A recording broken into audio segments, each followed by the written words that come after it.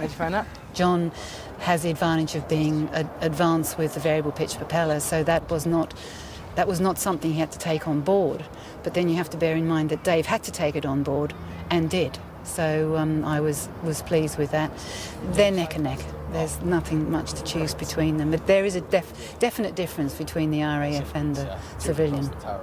Dave and John's training is as realistic as possible, but there is one activity they won't be undertaking: firing the Spitfire's guns. The Spitfire's elliptical wings didn't just look beautiful, they were lethal too, housing an awesome array of 8 machine guns. Once Britain had got fighters that were fast enough to actually catch bombers, the problem then was to actually shoot them down, because bombers were becoming increasingly sturdy and they were becoming well armoured.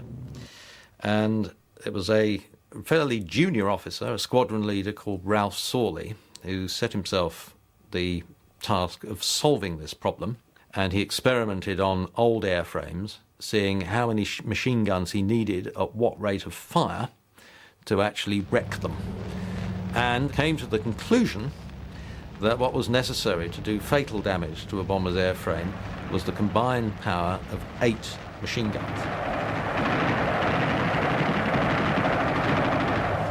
When one was firing, you turned this knurled ring and pressed the button, and an extraordinary smell of cordite came up into the cockpit, and it had a remarkable sort of lifting effect on your spirits. I don't know why that should be. It was rather like, I imagine, a drug would be in elevating your spirits. We always assumed, I think, before we ever fired these 8 guns, that the plane would automatically stop when you did it, but not at all. 16th of August, 1940. Dear Mum and Dad, this evening 6 of us on patrol at 16,000 feet ran into about 50 Jerrys, and I had my baptism of firing. I made 3 attacks, and on the last, I believe, I may have got my man, for he went into a vertical dive and hadn't pulled out by the 10/10th clouds at 6,000 feet. It was terrifically exciting, and I'm darned if I can remember what happened at the time. The others got quite a good haul, I believe, and as I had a cine camera mounted in my aircraft, I'm on my toes waiting for the film to be developed, to know if I was aiming anywhere near the fellow. More soon. Love as always, Nigel. Amazingly, the cine footage from Nigel's plane survives to this day, a shaky, grainy glimpse of one of air combat's decisive moments. These cameras operated only when the gun trigger was pressed, and were intended to confirm the pilot's claims for planes shot down. Of course, all too often, they also record the moment many airmen lost their lives. I remember thinking, look, why do we have to do this sort of thing, you know? 20th century civilization? Do we really have to do this? Some of the sights you saw. A Heinkel going down with some poor chap who'd bailed out, opened his parachute too early and it got caught up round the tail. And he went straight into the deck, flaying around the back of this. People bailing out and parachutes not opening. Junkers 88's on fire. Heinkel, you know, frightful. Parachutes all over the place. Some not opening, some... You know, 20th century civilization. Come on, mate, you know.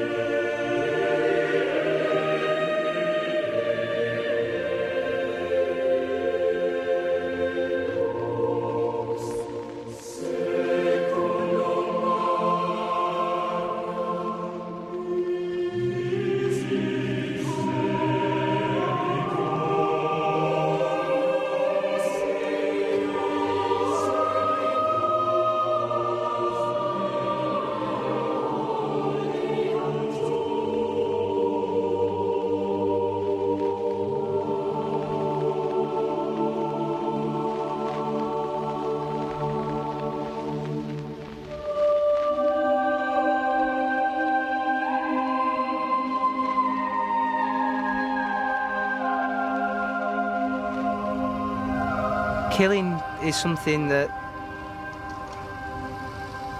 to be honest with you, I haven't really thought about. And these fighter pilots, maybe they didn't think about it at first. I'm not sure how they would have dealt with that. But I imagine the anger and the sheer determination to save Britain from invasion would be enough.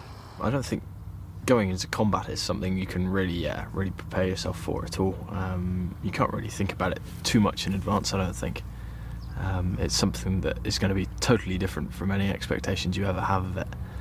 And it's something that everybody deals with in their own ways. Dave and John are beginning to understand the huge task facing the young battlers. By July 1940, the Luftwaffe were preparing to deliver a massive knockout blow against Britain. Mitchell and Cam had given the RAF the weapons with which to fight.